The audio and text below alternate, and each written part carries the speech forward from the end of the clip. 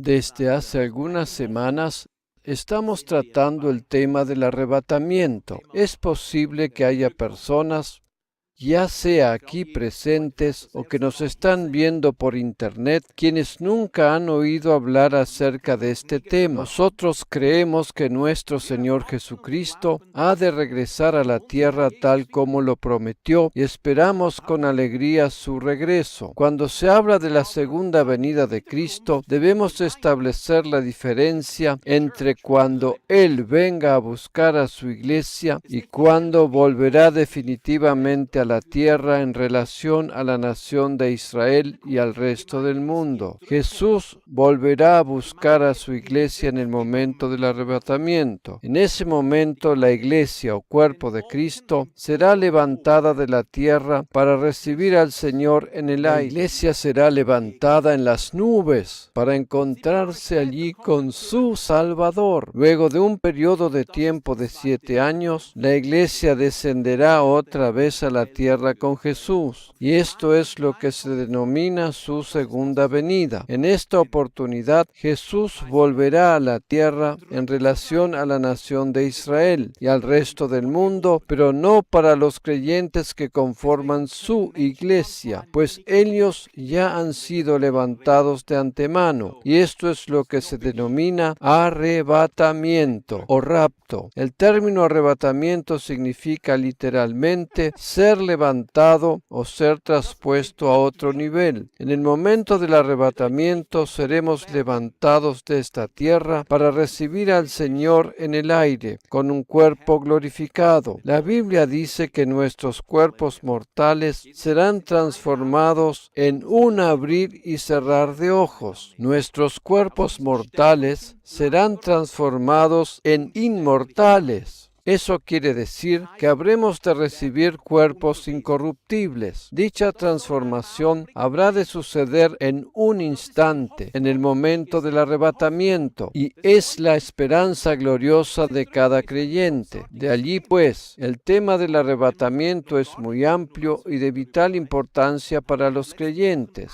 Por eso, si nunca has escuchado hablar de él o sabes muy poco acerca del mismo, te invito a escuchar o ver las enseñanzas anteriores de esta serie, las cuales pueden ser descargadas gratuitamente en nuestra página de internet iglesiadelinternet.com. En la enseñanza del día de la fecha vamos a continuar entonces con ese tema y vamos a considerar juntos otros aspectos importantes del mismo. La palabra de Dios nos muestra ejemplos concretos en relación al arrebatamiento. En el Antiguo Testamento incluso hubo 2 personas quienes fueron arrebatadas de la tierra. Una de ellas fue Enoc. Acerca de él me he referido en extenso anteriormente. La otra persona del Antiguo Testamento que fue arrebatada fue Elías. La Biblia relata que él fue llevado al cielo en un carro de fuego delante de los asombrados ojos de su discípulo Eliseo. Te invito a ir conmigo al pasaje donde se describe este hecho. Este se encuentra en 2 Reyes capítulo 2, versículo 11. Y aconteció que yendo ellos, Elías y su discípulo Eliseo, y hablando, he aquí un carro de fuego con caballos de fuego apartó a los dos. Y Elías subió al cielo en un torbellino. Imagínate la escena. Esta sí que sería una verdadera escena para una película de Hollywood, con todos los efectos especiales incluidos, ¿verdad? Elías subiendo al cielo en un carro de fuego en medio de un torbellino es un simbolismo del arrebatamiento de la iglesia. En la experiencia de Elías y de Enoc, el Antiguo Testamento nos muestra, por una parte, 2 claros simbolismos del arrebatamiento de la iglesia, al mismo tiempo que nos habla de la futura ascensión de Cristo. Elías siendo arrebatado en las nubes delante de los ojos de su discípulo Eliseo es un cuadro simbólico de la ascensión de Cristo delante de la vista de sus discípulos. No vamos a entrar ahora en detalles acerca de la historia de Elías y Eliseo, pero si siguiéramos considerando el pasaje, encontraríamos que el manto de Elías cayó sobre Eliseo en el momento de su arrebatamiento. Eliseo tomó ese manto y obtuvo con ello la misma unción que su maestro Elías. Este cuadro habla simbólicamente de la autoridad delegada que Cristo dejó a sus discípulos al partir de esta tierra. Por esa razón, Elías y Eliseo representan, por una parte, la ascensión al cielo de Cristo después de su resurrección, quien delega su autoridad a sus discípulos que quedan sobre la tierra para predicar el Evangelio y continuar la tarea que él había comenzado. El manto de Elías representa simbólicamente la unción del Espíritu Santo. Recordemos que Eliseo tomó el manto de Elías y con ello actuó en el mismo poder y autoridad que su maestro. El manto o el Espíritu Santo nos capacita para actuar en el mismo poder y autoridad de nuestro Señor Jesucristo. Por otra parte, la ascensión de Elías al cielo arrebatado por un carro de fuego en un torbellino nos habla simbólicamente del momento en que la iglesia de Cristo será arrebatada de esta tierra para encontrarse con Él en el aire, luego que la iglesia será llevada al cielo para celebrar las bodas del Cordero, volverá a la tierra juntamente con Cristo en su segunda venida. Es interesante notar que este pasaje hace mención a carros y caballos de fuego. Carros y caballos de fuego nos hablan de dos cosas diferentes. Los unos representan a los querubines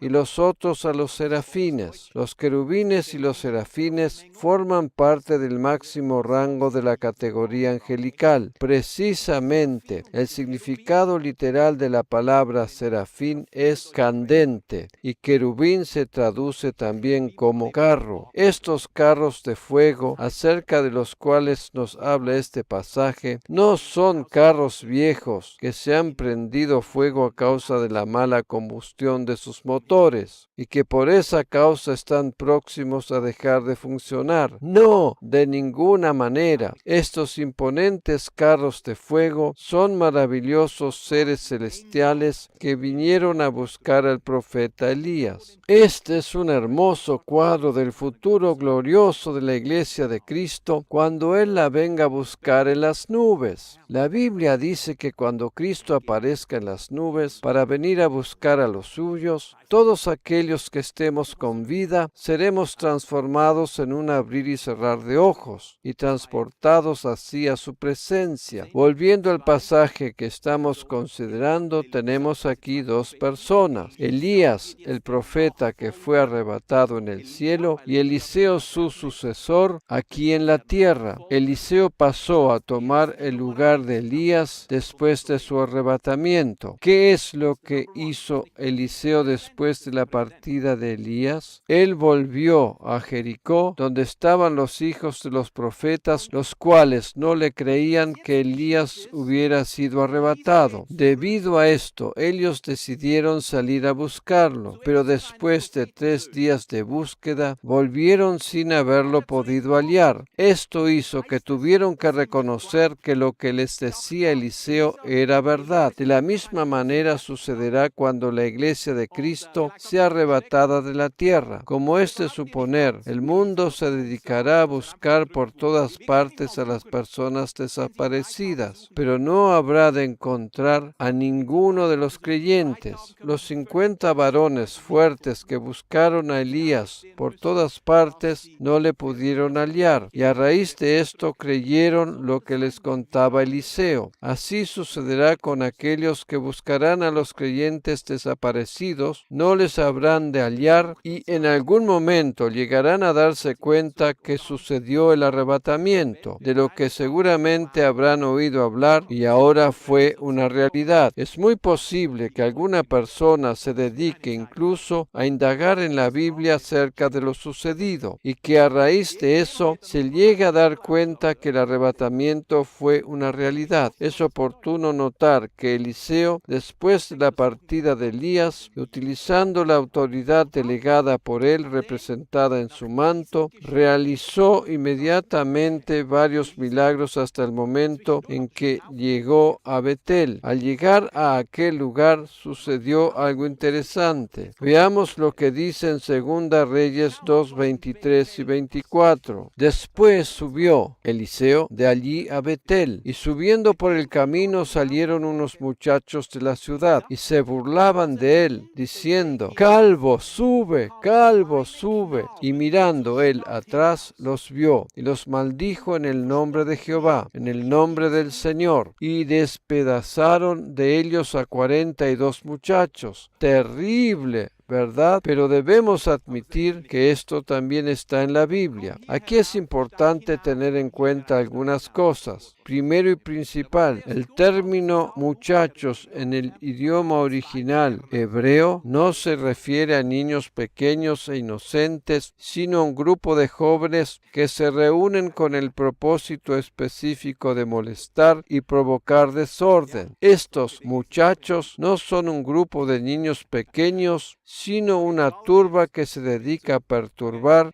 y se acercaron a Eliseo con el propósito de burlarse de él y tildarlo de ridículo. Esos muchachos representan a aquellos que hoy en día se burlan del arrebatamiento. El tema del arrebatamiento es un tema muy serio y no es para hacer bromas. Estos muchachos, quienes le dicen a Eliseo: calvo, sube, estuvieron tomando en burla el arrebatamiento de Elías. Eliseo presenció la ascensión de Elías, y ahora este conjunto de personas que se aglomeró en forma desordenada para generar confusión y caos se puso a hacer bromas ridiculizando el hecho. Hay que tener cuidado con hacer bromas acerca del arrebatamiento, porque es algo muy serio que habrá de tener lugar de todas maneras. Es muy triste observar que hoy en día hay incluso cristianos que se burlan del arrebatamiento. Esto es algo realmente peligroso. Nosotros no hacemos esto, sino que esperamos gozosos ese momento glorioso. Todos aquellos creyentes que creen en el arrebatamiento habrán de ser recompensados. Por esa razón, nosotros no tomamos este tema a la ligera ni nos burlamos, puesto que el arrebatamiento es la recompensa y la dignificación del creyente. Jesús murió en la cruz para que nosotros no tengamos que experimentar la muerte. El arrebatamiento es demasiado valioso y preciado como para tomarlo en broma. La Biblia dice en Hebreos capítulo 9, versículo 28, que cuando Jesús aparezca por segunda vez en las nubes, no habrá de ser en relación a nuestros pecados. Así también Cristo fue ofrecido una sola vez para llevar los pecados de muchos, y aparecerá por segunda vez, sin relación con el pecado, para salvar a los que le esperan. La palabra aparecerá hace aquí clara alusión al arrebatamiento. Cada vez que la Biblia hace mención a la aparición del Señor Jesús, hace referencia al arrebatamiento. Aquí dice que el Señor aparecerá por segunda vez sin relación con el pecado, para salvar a aquellos que le esperan. La segunda aparición del Señor Jesús no tendrá relación con el pecado, pues Él ya hizo la obra en la cruz. Allí fueron juzgados todos nuestros pecados, tanto los presentes como los pasados y también los futuros. Cuando Jesús estaba sobre la cruz, su cuerpo absorbió toda la ira de Dios en relación a nuestros pecados. Allí Él murió por los pecados de toda la humanidad. La ira divina no tiene nada que ver con el ser humano, sino con el pecado en sí mismo. Por eso, sobre la cruz, Jesús llevó sobre sí mismo el peso de la ira divina contra el pecado. Su obra fue válida para toda la humanidad. Por eso, todo aquel que acepta su sacrificio recibe el perdón de los pecados. La obra de Jesús sobre la cruz fue completa y suficiente. Por eso, Él exclamó: consumado es. todos nuestros pecados, absolutamente todos, fueron juzgados sobre la cruz. Por esa razón, para nosotros, los creyentes, no existe más juicio en relación al pecado. Cuando Jesús aparezca por segunda vez, lo habrá de hacer para salvarnos de la gran tribulación que habrá de venir más tarde sobre la humanidad. Jesús no volverá para juzgarnos, sino para salvarnos. No existe más juicio para los creyentes, puesto que todos nuestros pecados fueron juzgados sobre el cuerpo de Cristo en la cruz. Lo único que recibiremos cuando estemos delante de Él serán las recompensas. Para el creyente no existe ningún tribunal de juicio, sino un tribunal de recompensa. En Apocalipsis 22:12 encontramos las palabras de Jesús cuando dice: «He aquí yo vengo pronto, y mi galardón conmigo, para recompensar a cada uno según sea su obra». En enseñanzas anteriores de esta misma serie, habíamos visto que la expresión «He aquí yo vengo pronto» tiene relación con el arrebatamiento de la iglesia. Esta expresión no se refiere a su segunda venida en relación a la nación de Israel. Este versículo nos habla claramente que cuando Jesús venga a buscarnos, traerá consigo un galardón. De allí pues, cuando Él aparece por segunda vez, no lo hace en relación a los pecados, sino a la recompensa. Por esa razón, el tema del arrebatamiento no se presta para bromas. El arrebatamiento equivale a nuestro galardón y a nuestra dignificación. Vamos a ver ahora cuál es la recompensa que reciben aquellos que creen y esperan el arrebatamiento. En 2 Timoteo 4, 7 y 8 leemos las palabras del apóstol cuando dice: «He peleado la buena batalla, he acabado la carrera, he guardado la fe. Por lo demás, me está guardada la corona de justicia, la cual me dará el Señor, juez justo en aquel día, el día del tribunal de las recompensas y no del juicio, y no solo a mí, sino también a todos los que aman su venida». Debemos recordar siempre que cuando la Biblia hace mención a la aparición de Jesús, se refiere al arrebatamiento y no a su segunda venida después de la gran tribulación. La aparición de Jesús siempre tiene relación con el arrebatamiento de la iglesia. El regreso de Jesús en relación a la iglesia es el arrebatamiento. Cuando Pablo dice aquí a todos los que aman su venida, se refiere concretamente a todos aquellos creyentes que creen y esperan el arrebatamiento. Eso quiere decir que nuestra esperanza en el arrebatamiento implica recompensa. Maravilloso, ¿verdad? ¿Cómo es posible que haya cristianos que afirmen que el arrebatamiento ya tuvo lugar hace muchos años o que es solo algo simbólico? Por favor, la Biblia es muy clara en relación a este tema. El arrebatamiento está a punto de suceder y trae recompensa consigo. Cuando el Señor venga a buscarnos, traerá consigo 5 recompensas especiales. Recordemos que en la numerología hebrea, el número 5 representa la gracia divina. La Biblia nos habla de 5 coronas de recompensa. Te invito a observar conmigo el siguiente gráfico. Aquí están representadas estas 5 coronas acerca de las cuales nos habla el Nuevo Testamento. La primera, arriba a la izquierda, es la corona de justicia a la cual hace referencia el apóstol Pablo en el versículo que acabamos de leer. Esta corona es para todos aquellos que han vivido la vida cristiana y que aman y esperan la venida del Señor. O sea, la primera corona a la que estamos haciendo referencia es la corona de justicia. Como dijimos anteriormente, cuando estemos delante del tribunal de Cristo, recibiremos nuestras recompensas, cada uno según el lugar o posición o tarea que el Señor le encomendó. Por eso es que siempre decimos que cada creyente tiene un llamado especial de Dios para determinada tarea o ministerio. Cuando no ejercemos nuestro llamado, nos estamos perdiendo recompensa. Por otra parte, cuando nos ponemos a disposición del Señor para que Él nos use conforme a su propósito, recibimos mucha recompensa. La segunda corona, a acerca de la cual nos habla la palabra de Dios es la corona de victoria, y esta es muy especial. Esta corona, representada en este gráfico, arriba a la derecha, está reservada para aquellos que, con la ayuda del Espíritu Santo, ejercen dominio propio y disciplina, especialmente sobre la naturaleza pecaminosa de la carne. La tercera corona que vemos en este gráfico, en el medio del mismo, es la corona de gloria. En 1 Tesalonicenses 2, 19 y 20, el apóstol Pablo hace mención que aquellas almas que él ganó para el Señor son su gloria o recompensa. Todos aquellos evangelistas que llevan a otros a los pies de Jesús reciben su recompensa. Hay creyentes que tienen un don evangelístico especial y por lo tanto les resulta relativamente sencillo ganar personas para Cristo. Para otros creyentes, en cambio, quienes han sido llamados para otro tipo de ministerio, no les resulta tan fácil el tema de la evangelización. Sin embargo, ellos también contribuyen al esparcimiento del Evangelio por medio de su testimonio personal. Esta corona de gloria es una recompensa especial para todos aquellos evangelistas que han ganado a otros para Cristo por medio de su mensaje y testimonio. La próxima corona que observamos en este gráfico, abajo a la izquierda, es la corona de la vida. Esta corona tan especial está reservada para todos aquellos mártires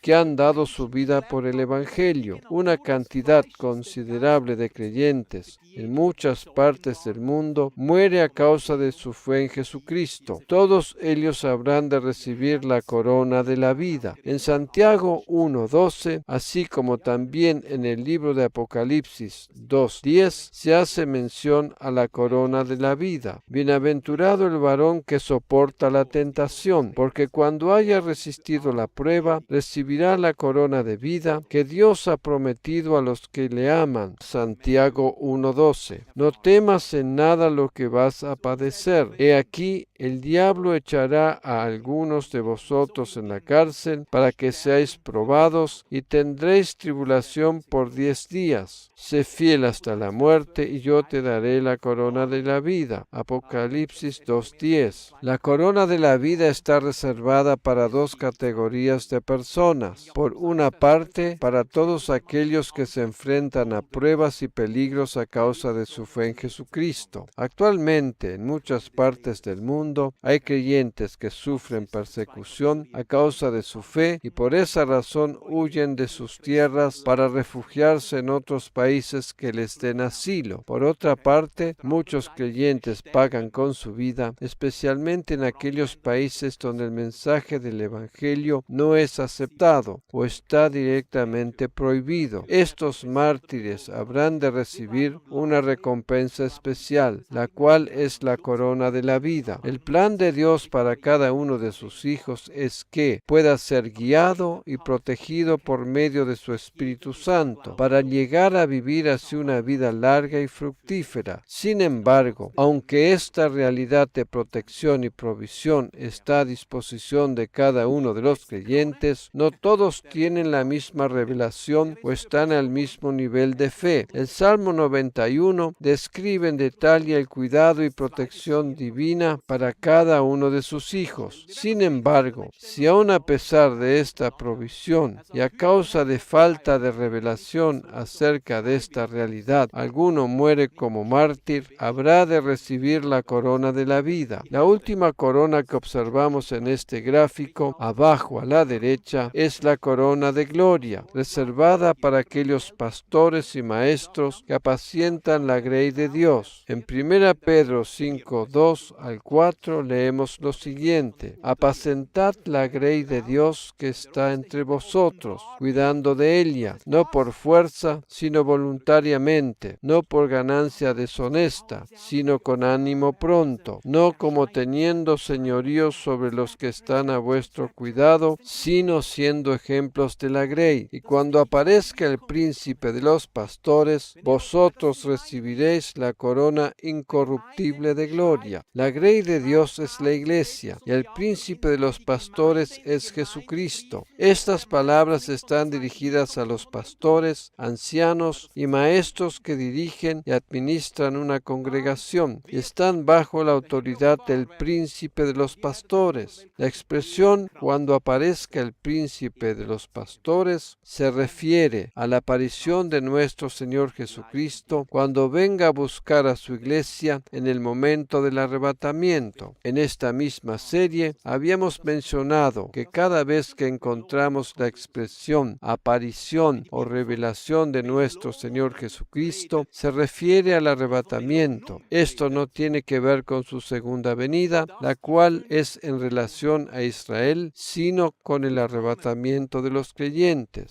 Todas estas expresiones aparecen únicamente en las epístolas pastorales, tanto de Pablo como de Pedro, por ejemplo, las cuales están dirigidas exclusivamente a los creyentes quienes conforman el cuerpo de Cristo o la Iglesia universal. De acuerdo a este último versículo, hay una corona de gloria reservada para todos aquellos pastores y maestros de la Iglesia. Por tanto, como podemos observar en este gráfico, una vez más, son 5 las coronas o recompensas que traerá consigo el Señor en su venida. Estas son las 5 recompensas específicas acerca de las cuales nos habla la palabra de Dios. En la numerología hebrea, el número 5 nos habla de la gracia divina. Jesús, la gracia personificada, retorna trayendo consigo la gracia. La recompensa significa gracia. Nuestra mayor recompensa es Jesucristo mismo. Le tenemos como Salvador personal. Sin embargo, recibiremos aún más recompensas en el futuro. Repito, nuestra mayor recompensa es Jesucristo mismo, pero Él habrá de traer también otras recompensas consigo. Estas recompensas que observamos en este gráfico determinan además la posición que habremos de ocupar durante el milenio. Es maravilloso saber que cuando Jesús nos venga a buscar, no lo hará con las manos vacías, sino llenas de recompensas. Teniendo en cuenta esto, el gozo del reencuentro es mucho más intenso, ¿verdad? Vivamos el momento presente, pero con la mirada puesta en la recompensa que habremos de recibir. Cuando se habla del futuro, la tendencia natural del ser humano es preocuparse y temer acerca de lo que pueda llegar a venir. Por otra parte, el ser humano tiende también a mirar demasiado hacia el pasado, especialmente hacia los fracasos. La gran mayoría de las personas se concentran en los errores del pasado o en las preocupaciones del futuro y al mismo tiempo se olvidan de vivir en el presente. Por eso, vivamos en el presente con nuestros ojos espirituales puestos en la recompensa futura. Cuando miremos hacia el futuro, pongamos nuestra atención en la recompensa que nos tiene preparada nuestro Señor. Cuando ponemos nuestra mirada en esa recompensa, nuestra vida cambia completamente. Veamos lo que Romanos 10, 13 al 14 nos dice acerca del arrebatamiento. El amor no hace mal al prójimo, así que el cumplimiento de la ley es el amor. Pablo se refiere aquí al amor divino, el cual es un aspecto muy importante entre los creyentes. Y luego sigue diciendo, y esto, practicar el amor divino entre nosotros, conociendo el tiempo que es ya hora de levantarnos del sueño, porque ahora está más cerca de nosotros nuestra salvación que cuando creímos. Aquí se refiere al momento actual en que vivimos y a la inminente venida de Jesús en el arrebatamiento. Pablo nos insta a levantarnos del sueño, pues nuestra salvación está mucho más cerca que cuando creímos o que cuando aceptamos a Jesús como nuestro Salvador personal. Nuestra salvación se torna mucho más preciada que cuando comenzamos la vida cristiana hace muchos años atrás. ¿Por qué? Porque la hora de nuestra completa salvación está cada vez más cerca. Percibo en mi interior que el Espíritu Santo va a hacer ahora una obra muy importante en muchos de vosotros, la cual es liberarles de depresión. La mayoría de los creyentes conocen la maravillosa sensación que se experimenta en el momento de recibir a Cristo como Salvador personal, ¿verdad? El intenso gozo de la salvación es indescriptible y el mismo se extiende por un periodo de tiempo hasta que comienza a decaer. El gozo del primer amor nos catapulta hacia las alturas, pero poco tiempo más tarde caemos sobre el suelo de la realidad diaria. Sin embargo, la Biblia nos dice que nuestra salvación está mucho más cerca del momento en que creímos. Por esa razón, cada día que pasa debería ser mucho mejor que el día en que creímos. Eso quiere decir que hoy deberíamos tener más gozo y más esperanza que el día en que recibimos a Jesús como Salvador personal. El plan de Dios es que vivamos una vida plena y llena de gozo en vez de andar deprimidos y cabizbajos por los avatares de la vida. Es imposible vivir derrotados o deprimidos cuando ponemos nuestra mirada espiritual en la recompensa que nos espera. Es imposible sentirnos deprimidos cuando sabemos que nuestra redención está mucho más cerca que el momento en que aceptamos a Cristo como nuestro Salvador personal. En realidad, nuestra vida cristiana tendría que ir en continuo ascenso. La hora de nuestra completa salvación está cada vez más cerca. Por eso es que el apóstol Pablo nos insta a despertarnos del sueño. Esos sentimientos de decaimiento que experimentamos de vez en cuando no tienen nada que ver con depresión, sino con el sueño espiritual que nos ataca y paraliza. Tú no estás deprimido ni derrotado, simplemente estás dormido. Por eso, despierta, porque tu redención está cerca. Esto no lo digo yo, sino que lo dice la palabra de Dios.